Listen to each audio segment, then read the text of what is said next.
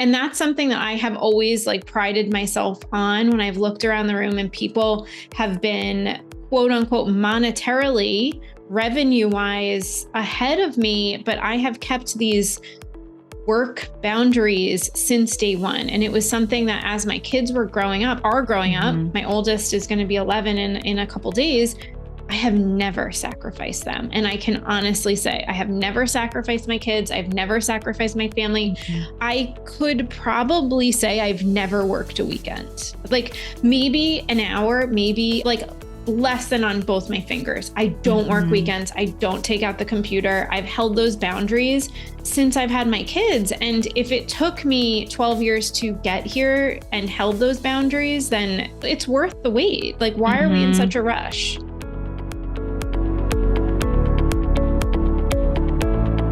All right, Nicole, thank you so much for coming on. I'm super excited to have you here. I'm so excited to be here. Thank you so much for having me. Of course. I know. I always love being able, well, one, I love the podcast just to like dive in and dig in with people. But two, it's always fun to like highlight people I've worked with or relationships or connections that I've had and things like that. And just to be able to share that with people that out there in the world and in the ethers and things like that too. So why don't we kick it off a little bit? Just tell me a little bit about your journey and your story, because I know what we're going to talk about today, we were talking about just before, is kind of this idea that you talk about like the turtle and having this like slow progress and goals, and like why sometimes that instant success or that instant fame of like hitting $10,000 months in 30 days or less, like straight out of starting your business, and how some people that's like challenging. It doesn't always work like that for everybody. And so if that's not your story, why that can be normal too. And that's not always so. I would love for you just to start there. Oh my gosh. Okay. Well, I'm going to start current and then I will go way back. So right now I'm Nicole Culver and I'm the founder of Elevate. And right now where I currently stand, I help founders grow wildly profitable businesses online. That is so far from where I started back in 2011 when I quit my teaching job and went into being a health coach and having a physical products food business. And I think I wrote down like the 10K months over and over and over again. But really like, the truth is, when I quit my teaching job, I actually just wanted to make $100 a day. Like that was my goal because I knew $3,000 a month could change my family's life, like that extra $3,000 a month. And that really what I was striving for. And I wish like I probably could go back in Stripe and find out when I finally hit that, but it certainly was not overnight. And it definitely wasn't in 30 days. It probably was like 3 years, but actually I do remember I quit in 2011. And in 2016, I was at my first in-person conference. So that's 5 years later. And I had an idea to put together a virtual summit. And I knew like, I don't know if you're like this, but I never like it.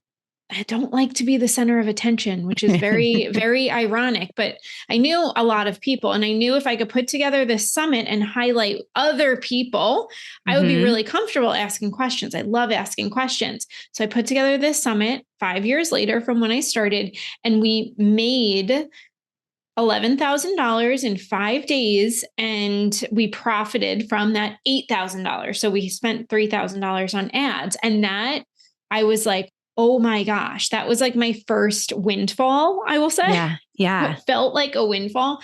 And that was 5 years in the making. So I will say, like, just recently, I know Amy Porterfield just had her launch, and there was one reel that I saw that was her. It was like a montage of where she started. And I like all of us look at like Amy Porterfield and we see the glam and all of the great production and like the stature that she's created in her business. And it was this montage of like where she started and these like janky little videos recording in the kitchen or in poor lighting or like whatever, like in her pajamas. And I think that sometimes as entrepreneurs, it's really helpful for us to see where people started, the journey that they've been on, and where they are now. And I was talking to one of my clients and I was like, literally, here's the beginning and here's the end of like where Amy Porterfield is at. And like, you're just on the journey. You just haven't reached that space. But yet so often I think we compare ourselves to that journey of where people are down the road already, and kind of having that question of like, why haven't I hit that yet? Why am I not there yet? Like I've been putting in all this work, right? Like you like 5 years in the making to hit $10,000, $11,000. It's like, that question of like, why have I not hit there yet? Like I'm doing all this work. I've done it all for so long. And I think that that is a question that so many times comes up.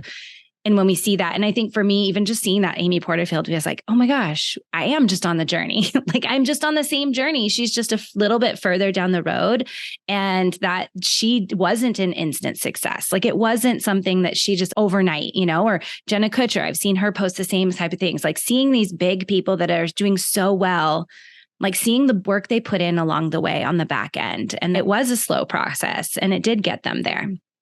I think we forget, like, even if you were with them, because I don't know about you, but I've been following Amy Porterfield for a very long time, because you're only close to yourself. So you only see your own version of it. And we also glamorize them. Do you know what I mean? Because the truth is, first of all, like, I think it's really important to talk about like getting to 10K months or 100K months or whatever that is that you've been glamorizing. There's a whole slew of things that you probably are not ready or set up for if that were to happen. So sometimes like the universe is actually doing you a favor by not giving you that, because the truth is like over the summer, we went through a whole slew of $100,000 a month problems that at $10,000 a month, they would have literally broke me. Yeah. And I think we glamorize this to say, oh, well, when I hit $10,000, $20,000, $100,000, I'm not going to have any problems and everything's going to be okay.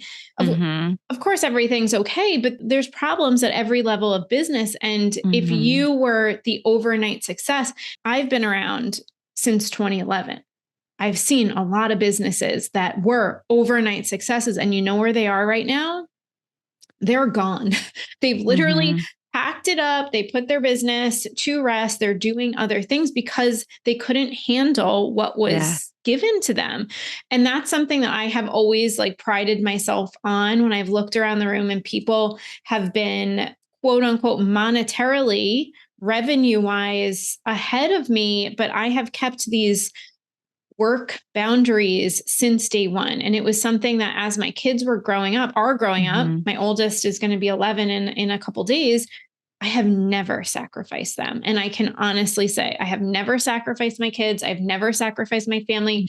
I could probably say I've never worked a weekend, like maybe an hour, maybe like less than on both my fingers. I don't work weekends. I don't take out the computer. I've held those boundaries since I've had my kids. And if it took me 12 years to get here and held those boundaries, then it's worth the wait. Like, why are we in such a rush? Yeah. Just even you talk about too, is like that idea of like endurance training, like if we were to go out and like, I have not ran a half marathon in a long time, but like same. when if I were to go out and try to run right now, I'd probably make it like 3 miles down the road and be like, I'm done. Versus when I was actually trying to train for a half marathon, I ran every day and I practiced, and I still like, there were days when I had to push harder, days when I had to go up hills, days when I had to navigate different terrains, that then on my race day, when I did get to that race, I had the endurance and the strength and the skills. And like, I still got some blisters in my feet. Like there was still some pieces that came in that run day, but I had set the foundation of all the things that I needed in order to get there. Versus like right now, I just like, it would not be possible. So even in that same idea, like looking at it in business, it's that same principle. Like you said, like there's problems that we face and things that we have to learn and mindset shifts that we need to make and people we need to hire and shifts that we like systems we have to incorporate and like all of these different things that are going to help set us up for that mass volume or revenue or whatever it is that we want. And so I guess one of the big questions I have for you is like, what have you held to that's helped you keep in that? Because that endurance training isn't always fun and it's not always easy and it's not always the glamorous part. And I mean, even just to honor that too, like to go 5 years without like having that be your first big thing, like, right? I think I was probably the same way. I think was it 2 years ago, I hit my $10,000 launch and I was like, I finally made it. I've hit a $10,000 launch, but that was 5-ish years in the making too. So like, what are some of the things you've used or the mindset things or the hacks, the way you've talked to yourself, all of those types of things that have kept you in that space when that endurance feels hard? Yeah. Well, I think the first thing I'll say is I have always been committed. There never, like, there literally never was another option for me. I quit my teaching job. I was never going back to working for someone else. There was never a plan B. And I have always just figured it out. There have been so many launches or promotions or things that didn't go how I thought they would go, but I'm going to use the word hustle, but not in the hustle of like, I'm going to all of a sudden work 80 hours. No, that's not the hustle. It's just the hustle of like making something happen. So number one is like, I'm committed to this journey. There's nothing that you could say to me that would get me to go work for someone else. It's not an option for me. So there's no plan B. That's the first thing. That doesn't mean that we don't have different strategies we use in our business. And then the continued work of really separating myself from my business. Like that is probably something I've been working on since 2019. I'll say when I first, it took me, amazing to say, it took me that long to realize my worth and my identity was like so wrapped up in my business. But since 2019, it's been like this untangling of Nicole, the human, the whole human self, and then the business. Like they're two separate entities. Yeah. I am not my business and my business is not me. And that was like a big untangling. I think sometimes I never struggled with the mom identity of just like, oh, I'm only a mom. I see myself as a mom. I always had me, if that makes any sense. Like I never got, oh, no, Nicole, you're only a mom now. I didn't struggle with that. But for the business side of it, that was something that got me just around, no, I'm actually not my business. My business is not me.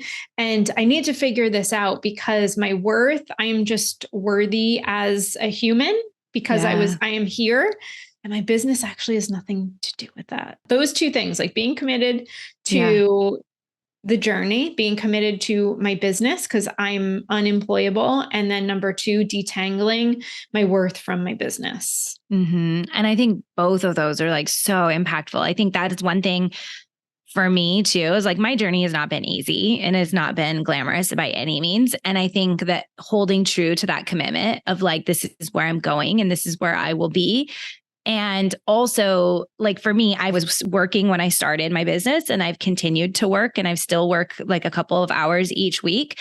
And at one point I remember having that discussion, kind of the untangling of like, the fact that I was still working, I kind of was seeing that as a failure in the fact that my business couldn't support me being able to totally just leave.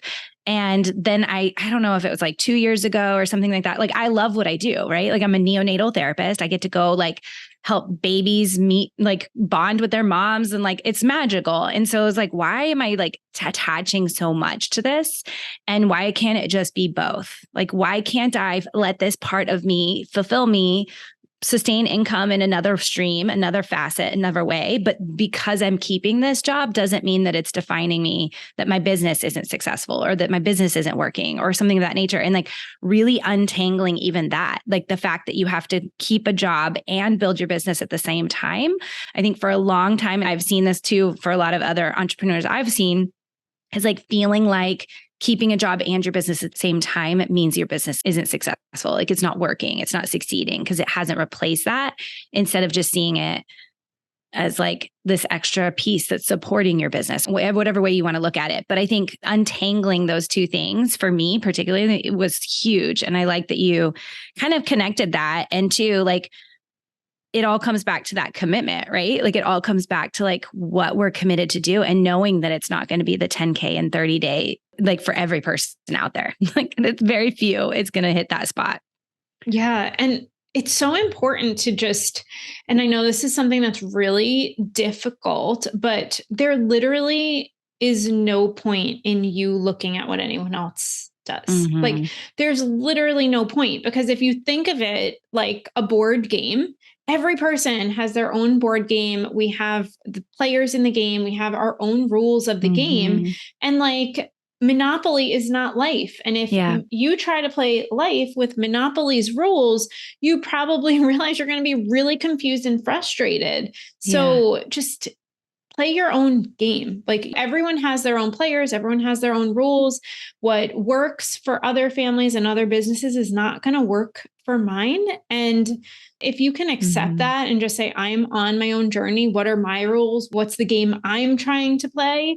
It's going to be so much more enjoyable because your business is not any more good, bad, right, or wrong because you have a job, right? Because the same thing about mine. Like my business is not more gooder, badder, righter, or wronger than yours. It's different. We're playing different games. So why do we compare? When you think of it like that, it literally makes no sense.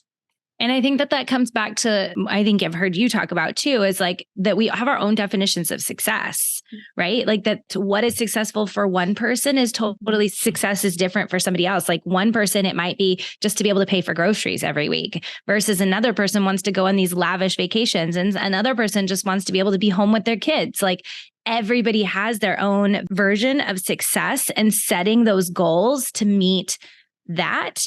And something I've been untangling and wrestling with lately too is that I think for me particularly, I've always measured success in income. And looking at what that income number is. And I was talking with some friends recently and talking about like even like weight loss, right? Like back in the day, that was where I started, was like fitness industry. I always made sure that people they tracked their sleep, they tracked their energy, they tracked like a whole host of metrics related to their health, not just their weight.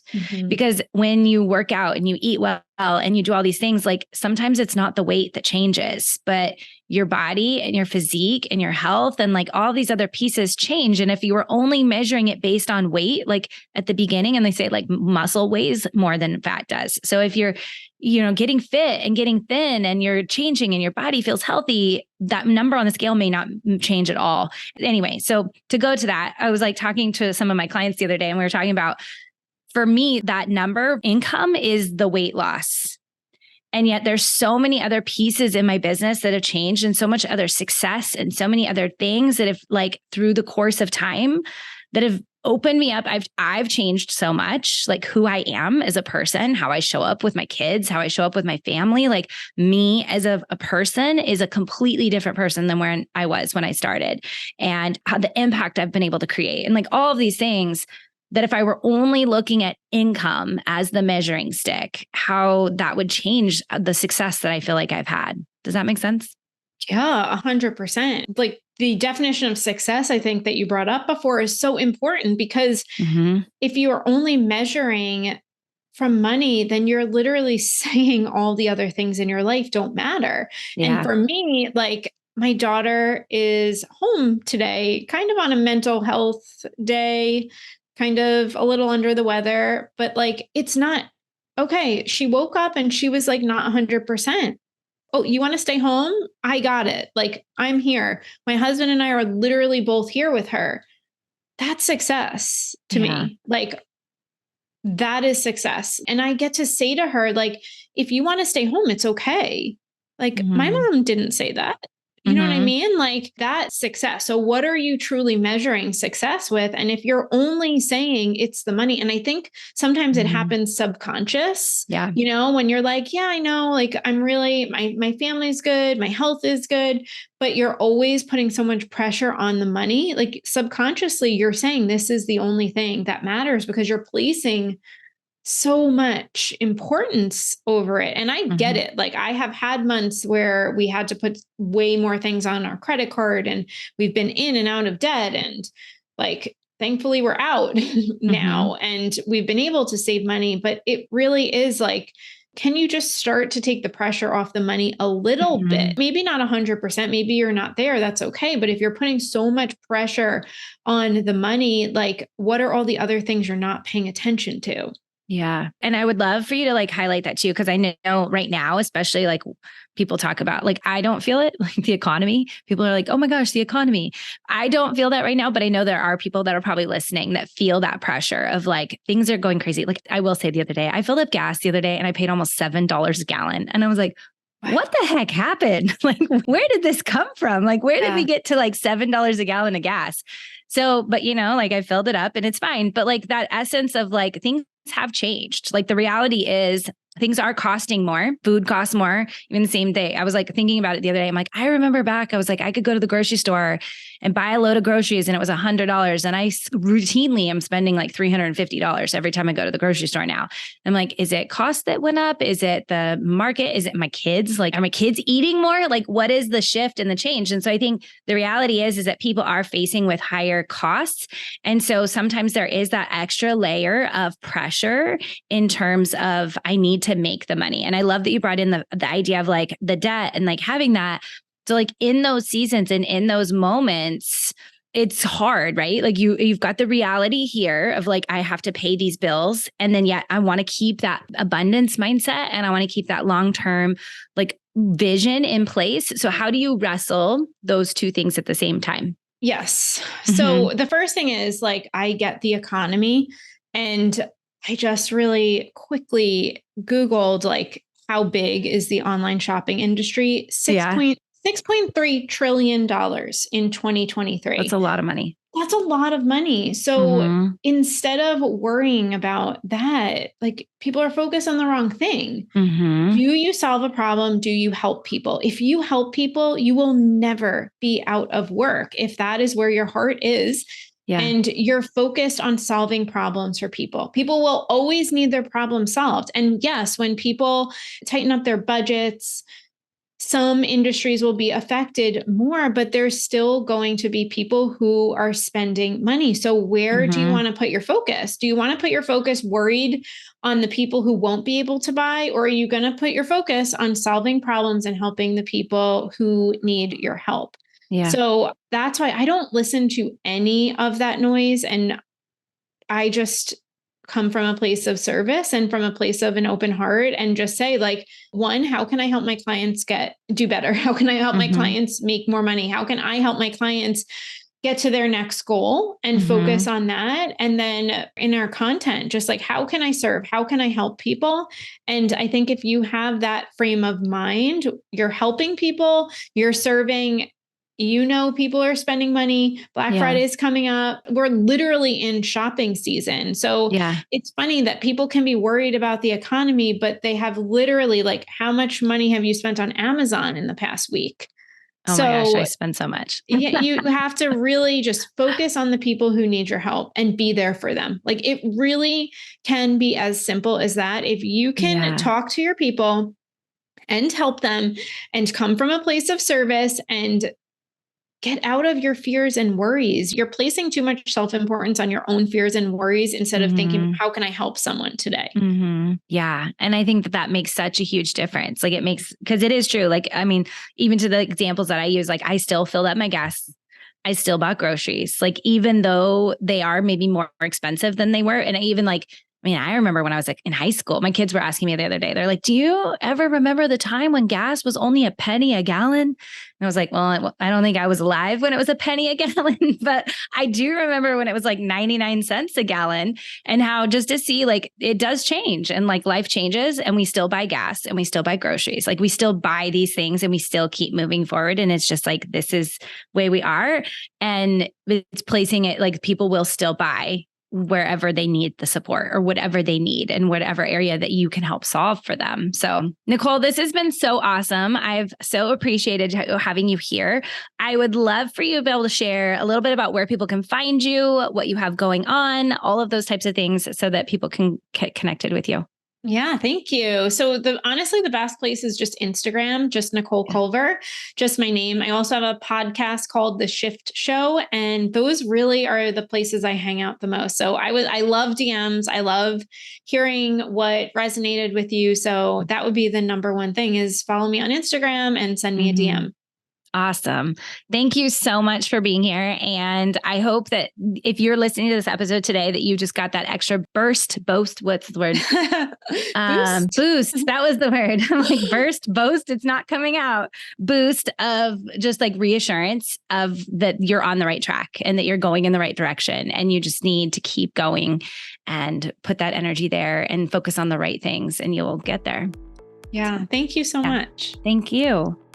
Alrighty, friend. It was such a pleasure to hang out with you today on today's episode. I cannot wait to do it again with you next week, so save the date. We'll meet here again. Until then, if you haven't already, be sure to leave a review on the podcast, letting us know what you love about this podcast. After you do that, submit a screenshot of that to support@renaefieck.com, and you will be entered in to be able to have one of our free spots inside of Your Cycle 101, our foundational program, letting you know the ins and the outs of how your cycle impacts you every single day. Alrighty, friend, I will see you next week.